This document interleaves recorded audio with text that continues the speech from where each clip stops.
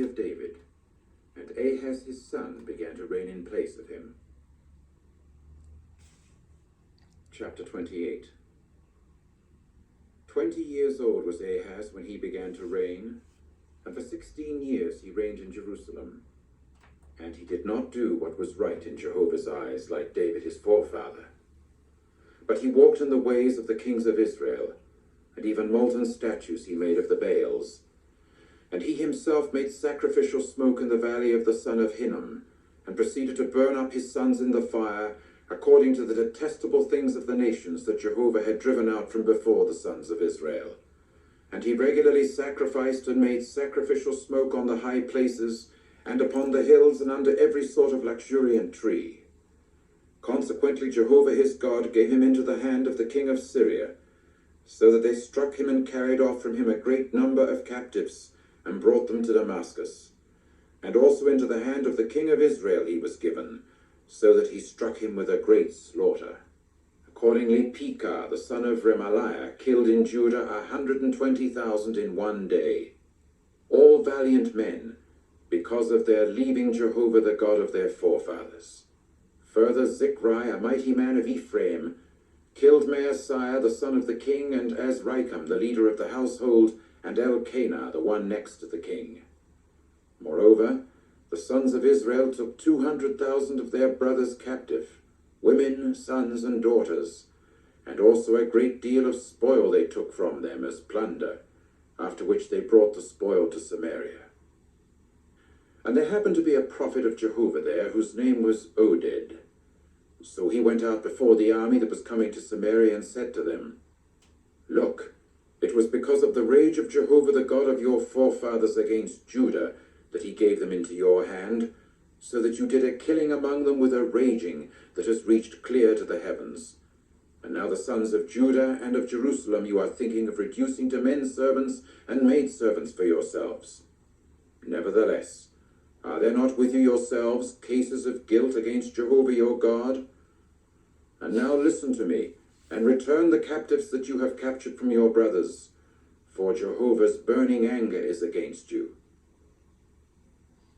At that, certain men of the heads of the sons of Ephraim, Azariah, the son of Jehohanan, Berechiah, the son of Meshillemoth, and Jehizkiah, the son of Shallum, and Amasa, the son of Hadlai, rose up against those coming in from the military campaign, and they said to them, You must not bring in the captives here, for it will result in guilt against Jehovah on our part.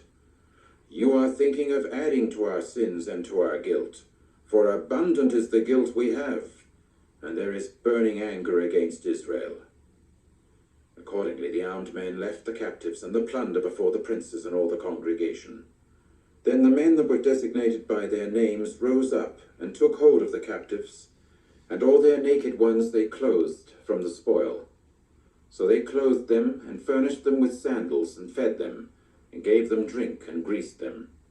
Furthermore, in the case of anyone tottering, they gave them transportation on the asses, and brought them to Jericho, the city of palm trees, beside their brothers. After that they returned to Samaria. At that time, King Ahaz sent to the kings of Assyria for them to help him. And once again the Edomites themselves came in and went striking down Judah and carrying off captives. As for the Philistines, they made a raid upon the cities of the Shephelah and the Negeb of Judah, and got to capture Beth-shemesh and Aijalon, and Gederoth and Soko and its dependent towns, and Timnah and its dependent towns, and Gimzo and its dependent towns. And they took up dwelling there. For Jehovah humbled Judah on account of Ahaz the king of Israel, because he let unrestraint grow in Judah, and there was an acting with great unfaithfulness toward Jehovah. Eventually, Tilgath-Pilneser the king of Assyria came against him, and caused him distress, and did not strengthen him.